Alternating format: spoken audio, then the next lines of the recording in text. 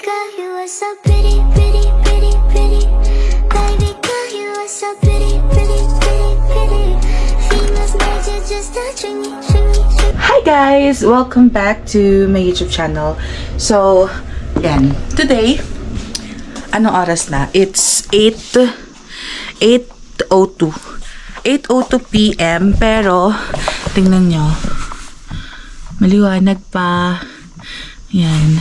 Tapos yan, medyo magulo yung kwarto ko. Medyo magulo yung kama ko kasi naglalaba ako tapos naglilinis ako ng mga gamit ko. Then naglalaba. Ano sabi ko? Kasi naglalaba ako. So, dala ko kayo sa pato. May tao. And may tao dun. Yun yung mga kwarto namin. So, kailangan medyo quiet tayo.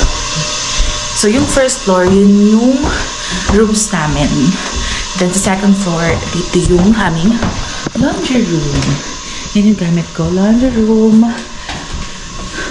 Malaking salamin para makita yung outfit mo everyday. Then, shoe cabinet. Then, ito yung kabilang pituan palabas. Then, pataas dun sa mga boys sa company namin dun. Ito yung aming dining room. Dining. Yan. Medyo magulo yung mga upuan. Pero, ayan. Dining room. Kitchen namin. Medyo social. Ayan. Yan. And then, yung aming balcony na nasa labas ng isang upuan. Wait. Yeah. So, yan. Paglabas mo, yan yung makikita mong view. Tadan! Yan. Bundok. Then, bundok. Then, bundok. So, yan yung bahay namin. Hindi ko alam kung alam ko na videohan ko pero hindi ko alam kung na-post ko yung video na naggagala ako dito sa bahay para ipakita sa inyo yung aming bahay. Pero, ayun, ito na yun. So, ngayon, naglalaba ako. Meron kaming washing, then dryer. Then, nandito yung mga ibang mga gamit. Mga pamitas ng dining room. And yung mga sabon-sabon and everything. Pero ano kami ngayon, meron kaming sarili-sariling mga panglaba, ganyan. Then may bayad yung aming mga ganire.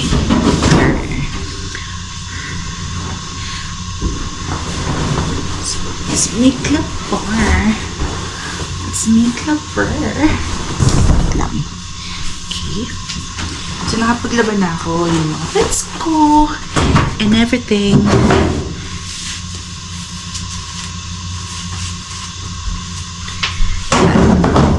Actually, kanina, umalis kami kasi ilang days parang nag-homesick ako. Then, nagpunta kami sa Canmore. Parang yung kabilang bayan lang dito sa katabi ng Banff. Yun. Then, kami. Kumain kami sa Quarto Asian Bistro. Yan. Kumain kami ng sisig and crispy pata. Namiss ko. Pero, iba pa rin talaga ang crispy pata ng aking father. So, I miss lechong kawali ni Papa. So, yun. Tapos, hindi pa ako natutulog hanggang ngayon. 8 p.m. na. Ang last nagising ko is kahapon ng 4 p.m. So, hanggang ngayon may energy ako. Di ko alam kung ba't may energy pa rin ako, pero may energy pa rin ako. Grabe. Hindi ko rin alam kung bakit ganun. Ang dami kong energy pag wala akong tulog. Yan. So, habang di pa ako naantok, maglalaba ako. Kasi, today's day off. Today, day off ko. Tapos, tomorrow, day off ko din. Balak ko sana na matulog na lang ako. Or magpahinga lang ako sa bahay. Ganun. Pero, di ko alam. Not sure. Kasi may yung isa kong friend dito na si Jelly din yung name niya. Nagkaya siyang gumala at miss daw niya ako. Hindi ko alam kung totoo. Miss mo ba talaga ako, Jelly? Pero sabi niya, gusto niya pumunta ako sa bahay nila or labas daw kami. Or magluluto daw siya ng sinigang kasi tinuruan ko na siya magsinigang, marunong daw siya, magaling na daw siya. So, ito yung ginagamit kong sabon. Tide Power Pods. Yan siya, may nakaganyan siya. Tapos matutunaw na yan dito. Ganun. And then, ayun. Yan naman yung ginagawa ko dito. Yan nalagay ko.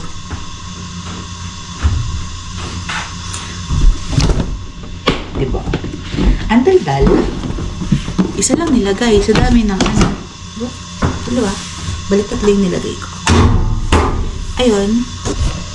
Tapos, mag-aayos ako ng gamit sa baba habang hinihintay ko to kasi medyo matagal yung pag-washing and yung pag-dryer. Then, ayun. So, nandito na ako sa baba. Medyo, hindi ko alam pa na ayos kapat ko.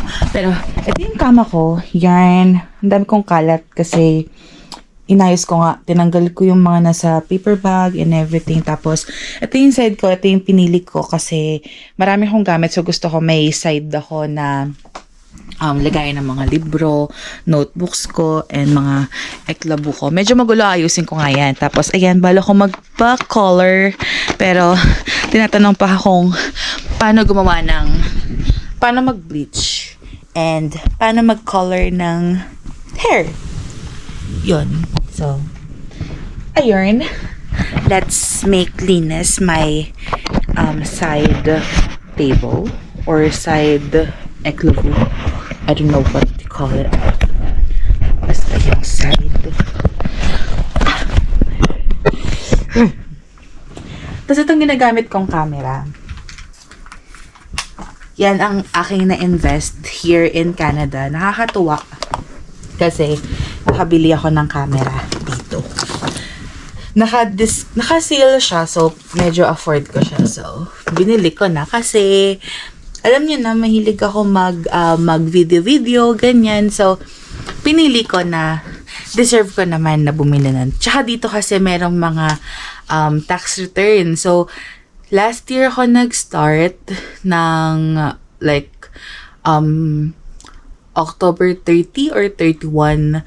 Then, nakakuha ko ng magkano lang naman from my tax return. Tapos, yun yung ginamit ko pambili ng aking, ng camera, pang-invest. Para mas maganda yung pag-vlog ko, ganyan. Hindi yung cellphone lang. Tapos, pupuno yung ano lang siya, memory card. So, may dalawa akong memory card. Pero yung isang memory card ko, hinahanap ko. Medyo burara ako, hindi ko mahanap. Ayun.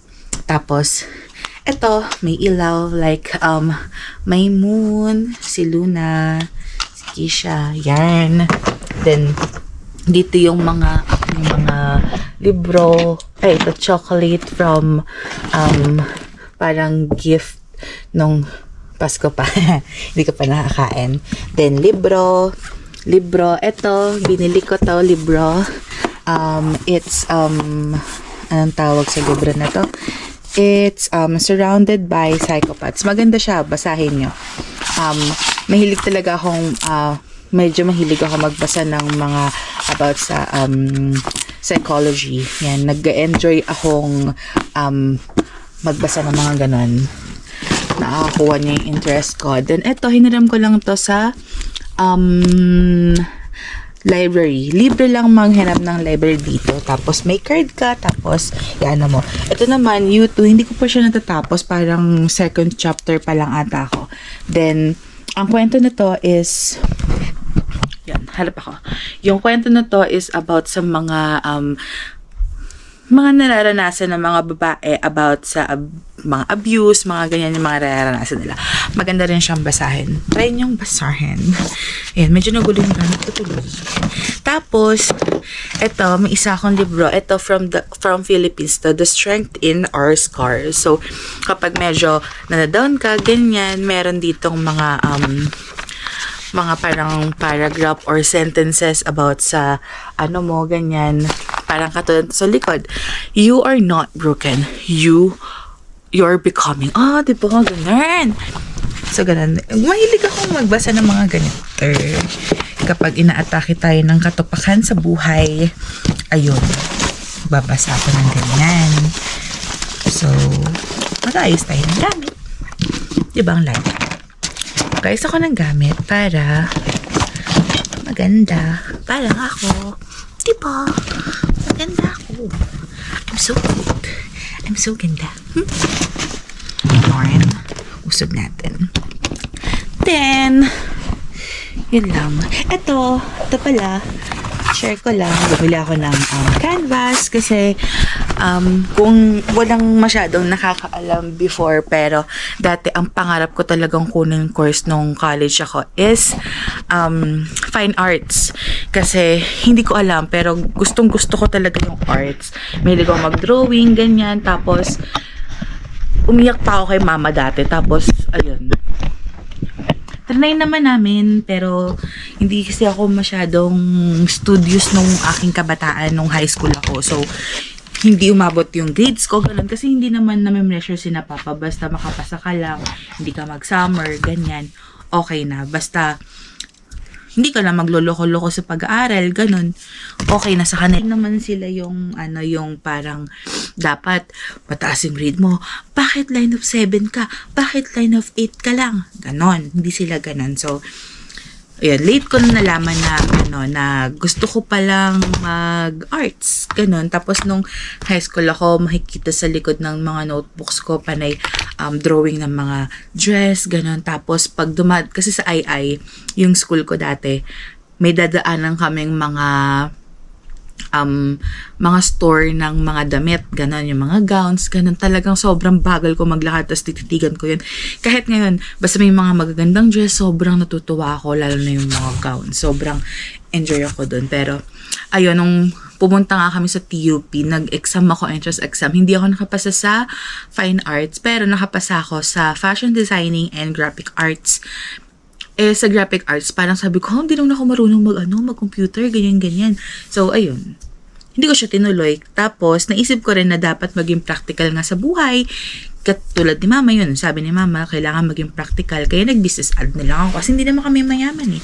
Yung pang-arts kasi daw pang mayaman. So, ayun. Okay lang din naman. Kasi, parang, na-realize ko, okay lang na hindi ko siya ginawang, yung bang para sa future, para sa magkaka-work ako kasi wala naman akong masyado. So, ngayon pa lang ako nag-start ulit na ito pa rin yung dreams ko na mag-paint, ganun. Parang parang mga hindi naman sa passion.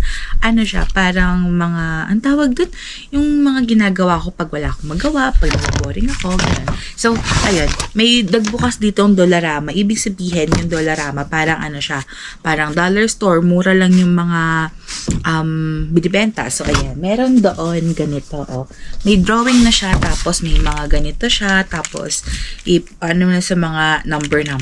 Then, never pa akong nag-paint na as in from scratch na canvas lang, ganyan, white lang siya. Tapos, ang gagayahan mo talagang live na yung mga view kasi dito, diba, panay mga bundok, puno, yan. Lagi kami nakatambay sa lake, ganyan. So, ayan, from scratch, nag-ganto kami. Taran! Hindi pa naman siya tapos. Hindi pa ulit kami pero ito yung first time ko na makapag-paint from scratch. Yun talagang live na makikita mong ganun. Tapos, drawing ka, magpipaint ka ng mga ayan. Mga ganito, ayan, bumili ako, ganyan. So, I'm so proud kasi sabi na kaibigan ko si Jelly, siya talagang painter siya, talagang nagpipaint siya, magaling siya mag-paint. Sabi niya, okay na to, magaling na to para sa first timer. So, ayun, so nag-e-enjoy ako. So, bumili ako ng maliit kasi ayoko ng malaki. Tatry ko yung mga maliit, tapos tatry ko na gawin yung, yung maging hobby ko to, ganon. Kasi nag-e-enjoy ako kapag ginagawa ko siya. So, tatry ko siya gawin. Tapos, may isa pa pala akong nabili from my tax return. Tapos, kasi nga 'di ba, sobrang hilig kong mag-take ng videos, mag-film kasi para sa akin memories ganyan.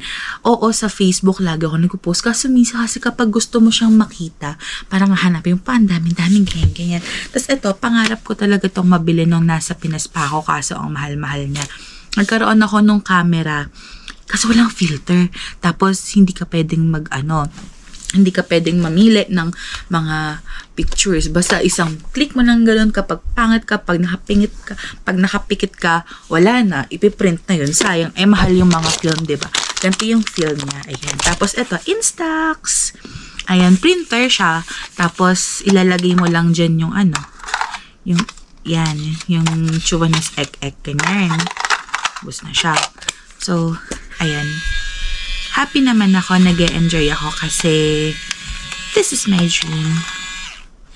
This is one of my dream, And then, ano pa ba? Yun lang naman. Tapos, dito kasi pag summer, ayan, biking. So, bumili ako ng ganito. Ang dami kong binibili, no? Kasi pag sa Pinas, diba, Shopee, ganyan. Pinapagaling ko yung inner child ko kasi hindi ko mabili yun sa Pilipinas. At least ngayon, nag-work ako dito abroad. Meron akong nabibigay sa family ko, pambayad ng mga kautangan namin.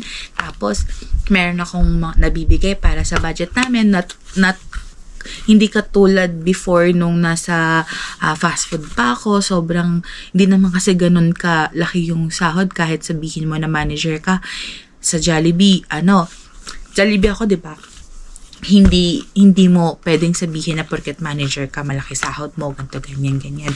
Hindi, sobrang baba. Minsan, mas mataas pa sahod ng mga crew sa amin or parehas lang yung sahod namin, halos parehas, ganun. So, medyo kipit. Tapos, yung ATM ko na kay mama nun kasi para sa budget, gawa ng sobrang konti ng pera namin, sobrang konti ng sahod ko. Si mama na yung pinagbabudget ko. Pero at least ngayon, may budget ako para sa sarili ko, ganyan. Nabibili ko yung gusto ko, nakakain ako ng gusto kong kainin, ganyan. Tapos, at the same time, nabibigay ko kay na mama yung mga pang bills, ganyan. Tapos, kapag Mother's Day, Father's Day, birthdays, ayan, nasusurprise ko sila, napapakain ko sila sa masarap. Last time nga, nung Father's Day, pumunta sila sa Max's. Max's ba yun? Ayun, kumain sila doon. Tapos, ayan, nag-enjoy sila. Wala man ako, naiyak nga ako eh. Pero, happy pa rin ako kasi nag-enjoy sila. Kasi yung last na yung last na kain ata namin noon, yung kakauwi lang ni Papa galing abroad like 10 years ago. Parang mga ganun. Hindi ako sure, pero parang mga ganun 10 years ago yung umuwi si Papa dito. Ayun. Ang daldal ko, no? Pero, ayun. Hayaan nyo na lang ako magdaldal.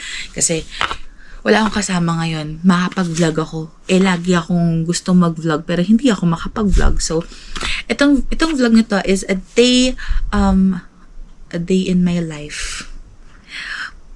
Walang tulog edition. Ayun. So, pag walang tulog, mas malaki yung energy ko. Yun yung na-realize ko. Pag wala akong tulog, mas malaki yung energy ko, mas mataas yung energy ko. Tapos, kunyari, minsan, hindi healthy hindi siya healthy na 1 hour, 2 hours, 3 hours, yung mga ganun yung tulog ko, 4 hours, pero ang taas ng energy ko. Pero pag nakahiga na ako, magpapahinga na ako, diretso na yung tulog, makakabawi ako like 12 hours, 15 hours yung tulog ko, ganun. Pero kapag minsan, ganun yung tulog ko na sobrang haba, as in, sobrang parang pagod ako, parang di talaga ako makatulog, ganun. So, ayun lang. Tapos yun pala yung sa Max's, kaya doon ko pinakain sina Papa ng Father's Day kasi pinilit ko talaga yun. Sabi ko, doon kayo kumain. Gusto ko doon. Kasi, merong magandang memory yung Max's kasi doon unang nagkakilala. Hindi naman sila nagkakilala. Doon unang nag-date sina Papa. Doon unang nakita ni Papa yung topak ni Mama. Next time kukwento ko. Siguro gagawa ko ng isang vlog na magkukwento lang ako ng ganito, ganyan. Siguro, ganon. Kapag puyat na naman siguro ako para marami akong energy, hindi ako masyadong conscious sa mga sinasabi ko, ganon. Anyways, ayun nga. Nag-ayos na ako pala, no?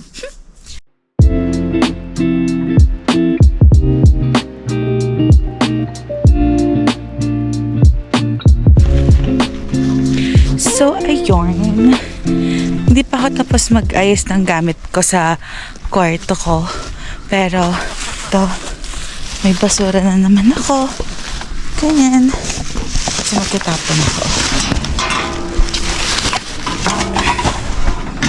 Yan yung basurahan. Garbage mix. Ganyan. Dapat sundin daw yan eh. So yan. Tignan nyo. Almost 10 na ata or 10 p.m. na. Pero, maliwanag pa rin. Yan. 10 na. Pero maliwanag pa rin. So yan, di pa ako tapos mag-ayos. Pero siguro tapusin ko na yung vlog ko ngayon. Kasi inaantok na rin ako. Pagtas ko maglaba, matutulog na rin ako. Pero ayun lang. Yun na naman yung mga nangyari sa aking life today. So yun lang. Bye-bye. See you on my next vlog.